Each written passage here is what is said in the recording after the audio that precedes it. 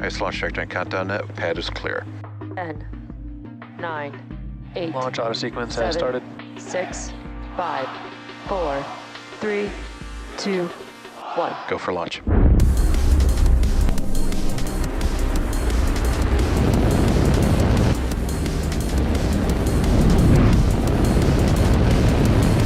Vehicle is supersonic. Stage separation confirmed. Dragon, separation confirmed.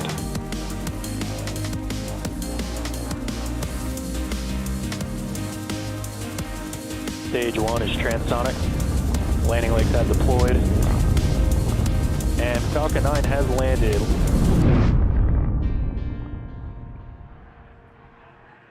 Good morning. You're looking at a live view of Falcon Heavy on historic launch pad 39A at Kennedy Space Center, awaiting liftoff at 9:41 a.m. Eastern Time. Welcome to our live webcast of the USSF-44 mission from SpaceX headquarters in Hawthorne, California. My name is Kate Tice, and I'm the Quality Systems Engineering Manager here at SpaceX. And I'm excited to be here with you this morning, bringing you coverage of our first Falcon Heavy launch since 2019. Today's mission is a national security space launch for the United States Space Force and marks our 4th Falcon Heavy mission of all time and our 50th overall launch of 2022. When we first flew Falcon Heavy over 4 years ago, we sent Starman on a journey to space in a Tesla Roadster. After that demonstration mission in 2018, we launched 2 operational missions the following year with the Arabsat 6A and STP-2 payloads. Today's mission will be SpaceX's 3rd overall operational Falcon Heavy mission and our 2nd launching a U.S. government satellite, the first being STP-2. USSF-44 will launch into a geosynchronous Earth orbit from Launch Complex 39A in Florida, which, as you can kind of see there through the fog on your screen. At our customer's request, we will not be showing views of the payload, so we'll be ending our webcast just after our Falcon 9 side boosters make their way back to land on LZ-1 and LZ-2, a little past the T+8 minute mark into flight. Now, as I mentioned before, it is a little foggy there at pad 39A. However, we promise that everything is still go for liftoff on time. The range and everything is still looking green. Everything's still looking good with our countdown as we approach the T-minus 13 minute mark. We have a 90% chance, 90% favorability in terms of our weather conditions. So even though it is a little foggy, we're still good to go. Now, if for some reason we don't get to launch today, we do have a backup opportunity tomorrow at 9:37 a.m. Eastern Time. So we're now just under T-minus 13 minutes and counting. Let's take a closer look at the Falcon Heavy vehicle that will deliver the USSF-44 payload to its intended orbit. Falcon Heavy is essentially 3 Falcon 9 rockets strapped together, meaning it can carry much larger payloads not only to Earth orbit, but to the Moon and Mars as well. Like the Falcon 9, Falcon Heavy is a 2-stage launch vehicle. The big difference is that the Falcon Heavy first stage is comprised of 3 cores, and Falcon 9 only has 1. Falcon Heavy has 28 engines, making it the world's most powerful operating. Internal power. Their call out indicating that the spacecraft is now on internal power. So with the 28 engines, this makes Falcon Heavy the world's most powerful operational rocket by a factor of 2. Each of these cores has 9 M1D engines, making for a total of 27 engines across all 3 boosters, as you see there in that shot. The 28th engine is a Merlin vacuum engine on the 2nd stage, and that's what will power the payload to its final targeted orbit. Altogether, the Merlin 1D engines at the base of Falcon Heavy produce 5 million pounds of thrust, equal to 18 747s at takeoff. In fact, the engines produce so much power that we don't even run them at full thrust all at once. We do that after liftoff. Now, after liftoff, at about 2.5 minutes into flight, those 2 side boosters will separate from the center core and come back to Earth for simultaneous landings at Landing Zone 1 and Landing Zone 2, which we have a beautiful view there on your screen. If successfully recovered, the side boosters will be refurbished and used in a future national security space launch. Upon side booster separation, the center core will keep firing for about 90 seconds before shutting down its engines, then perform a standard stage separation from the 2nd stage. We will not be attempting to land our center core today, as the mission requires more performance, meaning in order to get our payload where it needs to go for today's mission, the center core will burn the fuel that we would typically use for recovery. For those of you looking closely, even though it is a little foggy, that's why you don't see any landing legs or grid fins on the center core. We'll probably get a better view of that after liftoff. Now, moving up to the second stage, once the first stage and second stage separate, it will propel our payload to its intended orbit. At our customer's request, we will not be showing views of stage 2, so immediately after the Merlin vacuum engine on the second stage fires up, we'll be directing all of our attention to the landing of our side boosters. Now, above the second stage is where our payload is safely enclosed inside the fairing. The fairing protects the payload from aerothermal loads, heating, and contamination during ascent. Once we reach the vacuum of space, we will jettison the fairing as the second stage continues its journey to orbit. We will be attempting to recover the fairing halves today with our recovery vessel, Doug. As I mentioned earlier, today's launch is USSF-44, and that's for the national security. It's a national security space launch mission for the United States Space Force. Now let's learn a little bit more from our customer about the mission at hand.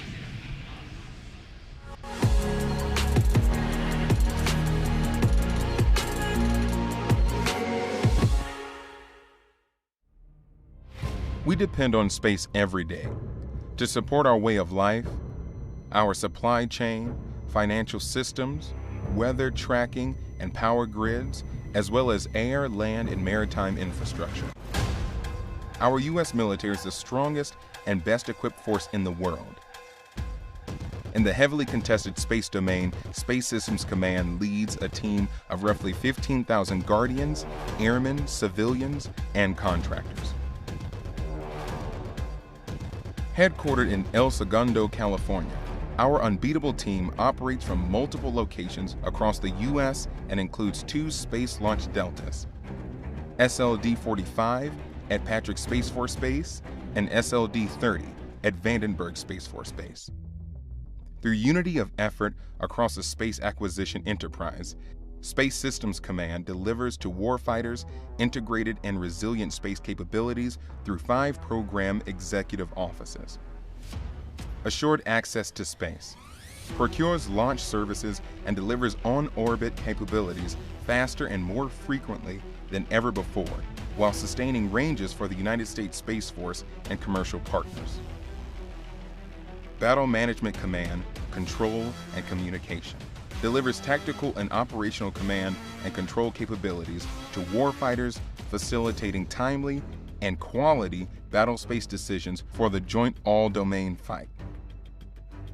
Space domain awareness and combat power maximizes the full characterization of space using a wide range of multi-domain assets by rapidly detecting potential and real threats to our nation and allies, which enables decisive action in the space domain.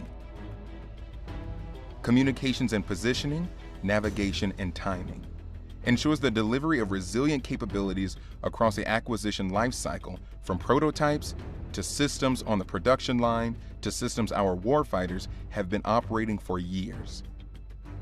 Space sensing delivers space-based battle space awareness through missile warning, tracking, environmental monitoring, and tactical intelligence, surveillance, and reconnaissance. Our adversaries fully intend to disrupt, degrade, and destroy the U.S. and our allies' ability to access and operate in space. Not on our watch. Space Systems Command is focused on creating and sustaining resilient lethality in space through systems integration, unity of effort, and digital engineering ecosystems. At Space Systems Command, space starts here. We're now at almost T-minus 6 minutes and 30 seconds, and the SpaceX team continues to count down for launch of our 3rd operational Falcon Heavy flight, and all systems remain go. At this point in time, fuel load is complete on the 2nd stage, as well as one of the side boosters. And there we just heard the call out that the fuel load is now complete on the other side booster, as well as the center core. Now, following a successful static fire last Thursday, Falcon Heavy rolled out to the pad with a payload yesterday and went vertical about 6 hours later. You can see a time lapse of that there on your screen. Before we began the webcast today, the SpaceX launch director pulled the members of the launch team and got a go for prop loading and launch, which, as I just mentioned, we're currently undergoing. We're loading propellant on all three first stage boosters and the second stage. You may be able to hear the live rocket sounds from our launch pad. The pops and hissings that you hear are from the propellant loading, as well as the launch mount and strong back that the propellant is flowing through.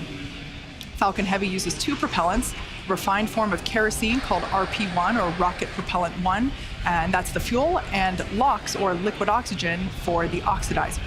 An oxidizer is a type of chemical that a fuel requires in order to burn. The liquid oxygen is chilled below its boiling point so that it has a much greater amount of mass per volume. Basically, we can load more of it into the rocket. Our fuel is RP1, essentially a purified kerosene. It is safe, easily available, and has a lot of history. As a fun fact, the Saturn V first stage, flown from this very pad for moon missions, also used liquid oxygen and kerosene. Falcon Heavy tanks are pressing for strong back retract. And then we just heard the call out. We are preparing for that strong back retraction. Now, in addition to the two propellants I mentioned, we also use the chemical TTEB, or triethyl aluminum and triethyl borane, as an ignition source. The combustion of RP1 and LOX is what makes the rocket go up, and it's the TTEB that basically sets the match for that propellant mix. Strong back lower has begun. And we can see there on your screen shortly that we will begin to see that strong back begin to retract away from the fairing.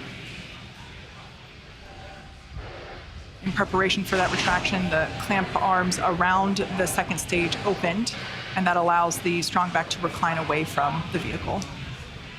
Now, as I mentioned earlier, this is our first Falcon Heavy flight in 3 years, and a lot will happen in the first 4 minutes of flight.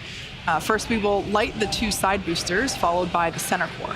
Then, about 40 seconds after liftoff, we will decrease power on the two side boosters in preparation for max Q, after which Falcon Heavy will then throttle back. NY LOX load is complete.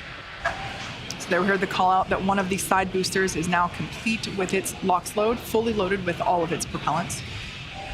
Then it looks like we can see that strong back retraction happening now. PY LOX load is complete. We are now fully loaded with LOX on the other side booster. So 2 minutes into flight, we will again reduce thrust on the two side boosters, this time to decrease forces on the rocket structure overall. The vehicle at that point in time will be much lighter, but the thrust remains constant. At 2.5 minutes into flight, we fully turn off the side boosters with the booster engine cutoff, or BECO. This pneumatic Stage 1 LOX load is complete. And there we heard the call out, stage 1 LOX load is complete. So at this point in time, both side boosters and the center core are now fully loaded with its liquid oxygen and RP1. Once clear of the side boosters, the center core will throttle up to full power and until the center core shuts down with main engine cutoff, or MECO, and then separate from the second stage around the 4-minute mark. From that point on, very similar to Falcon 9 mission, side boosters will be making their way back to Earth for recovery. The fairing will separate, and the second stage will take the USSF-44 payload out into space. Just as a quick reminder, at the request of our customer, we won't be showing views of the payload, so we'll be ending the webcast just after our side boosters make their way back to land at LZ1 and LZ2, and that will be a little after the T+8-minute mark into flight. Stage 2 LOX load is complete.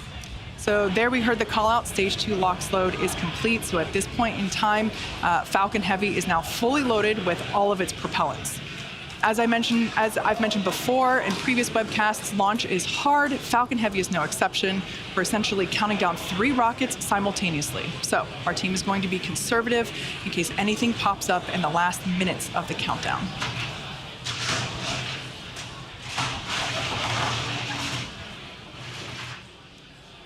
In addition to the fog around the launch pad, we can see some of the white clouds there around the vehicle. Totally normal. That's just the liquid oxygen, basically ground gas closeouts.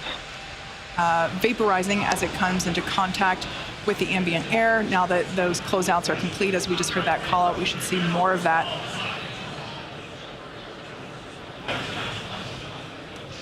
Next, we'll hear the call out that Falcon 9 is in startup.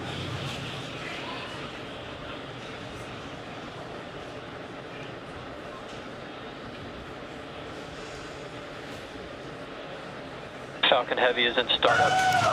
All right, at this point in time, Falcon Heavy's onboard flight computers have taken over the launch countdown. Great view of the base of Falcon Heavy there.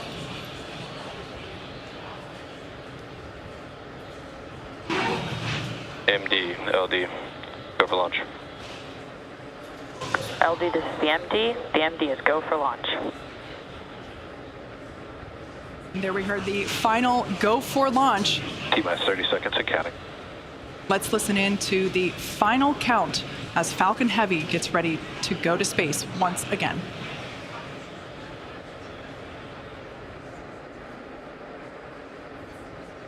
T-minus 15 seconds and counting. T-minus 10, 9, 8, 7, 6, 5, 4, 3, 2, 1, 0, liftoff.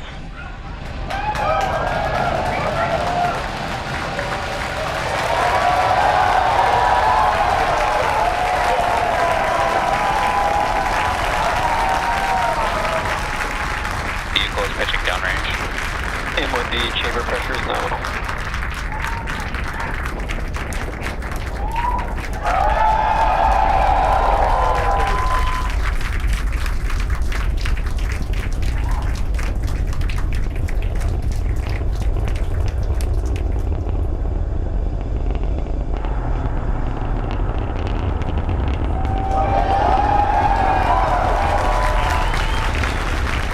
Nominal power and telemetry. Pounds of thrust. Headed to space. They've throttled down in preparation for max Q, moment of peak mechanical stress on the rocket. Falcon Heavy is supersonic. There we just heard the call out that the vehicle is now traveling faster than the speed of sound. What a beautiful sight.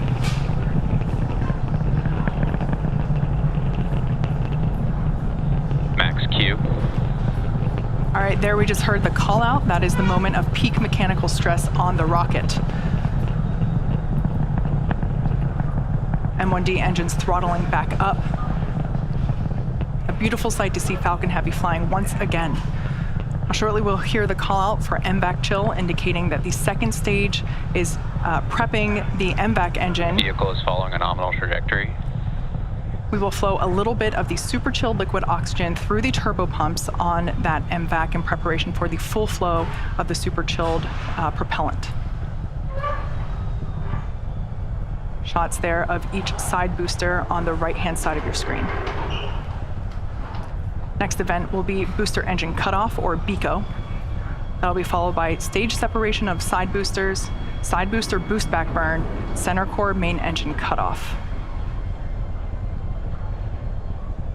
We are about 10 seconds away from the booster separation.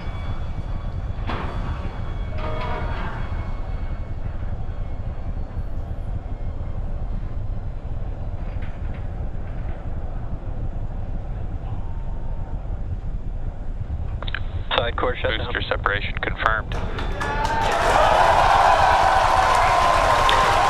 engine chill for start. And there you can see and heard it by the incredible excitement within the crowd behind me. Successful separation of the side boosters. Booster sector startup. There we can see 3 engines on each side booster have relit for their boost back burn. At this point in time, both side boosters are All returning. vehicles are following nominal trajectories. Good news there, both side boosters and the center core, everything looking good. Side boosters are returning to the coast of Florida, now under the power of 3 engines. That's a view there of the center core. Coming up, 3 events happening in rapid succession. We'll have the conclusion of the side booster boost back burn, followed by main engine cutoff, as well as stage separation of that center core. As a reminder, per request of our customer, we won't be showing second stage views after second engine start 1. Additionally, our center core, or stage 1, the one you see there, is expendable today, so we are not recovering this booster.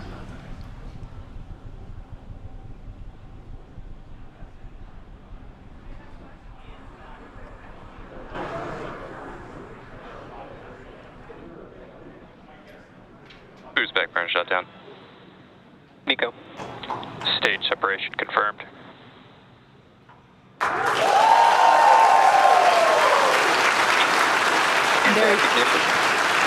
There you heard the call out and saw on your screen we had side boost back burn Center core FTS is safe. conclusion, as well as the main engine cutoff and separation for that center core, and we heard call out of second engine start 1. At this point in time, with that call out, Fairing separation confirmed. we will wrap our coverage pertaining to the second stage, keeping our focus on the All side vehicles boosters, continue to follow nominal trajectories. which you see there. Unfortunately, it looks like Acquisition of signal, Bermuda. the cameras on those side boosters are a little fogged over. We heard confirmation of successful fairing separation. While second stage continues on its journey, the fairing halves will fall back to Earth, where we will attempt to recover them using our recovery vessel, Doug.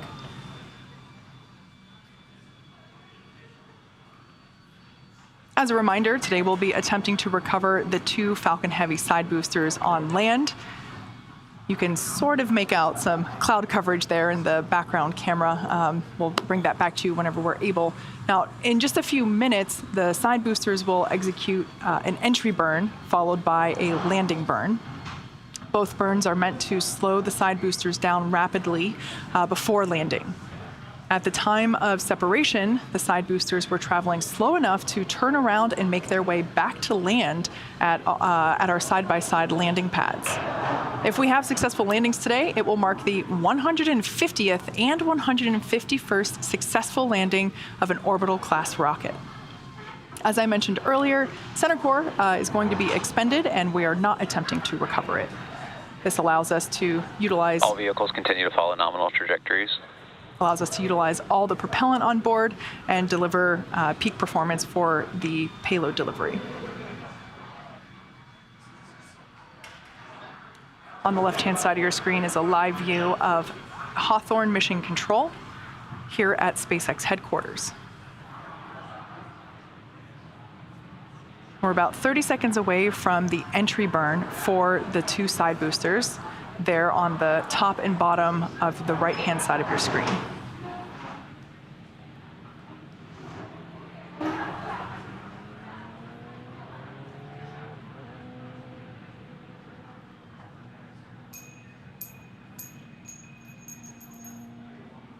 Standing by for side booster entry burn. Booster entry burns have started.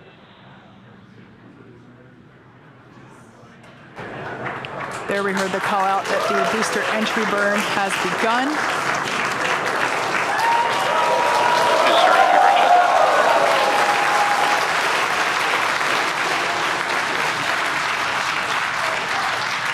Looks like the ice on those cameras are now clearing. EY and NY FTS have safed. All vehicles continue to follow nominal trajectories.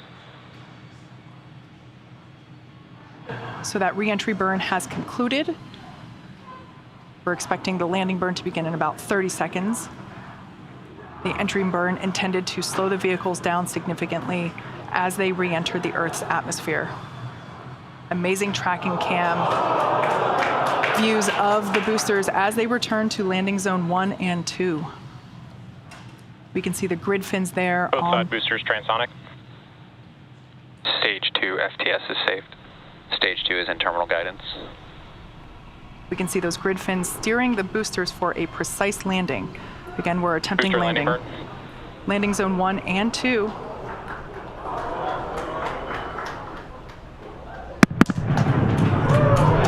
There we just heard sonic booms.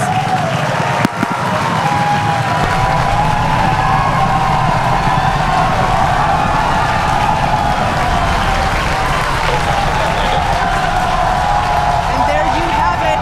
As indicated by the enormous cheers, we have successfully landed both Falcon Heavy side boosters at landing zone 1 and landing zone 2.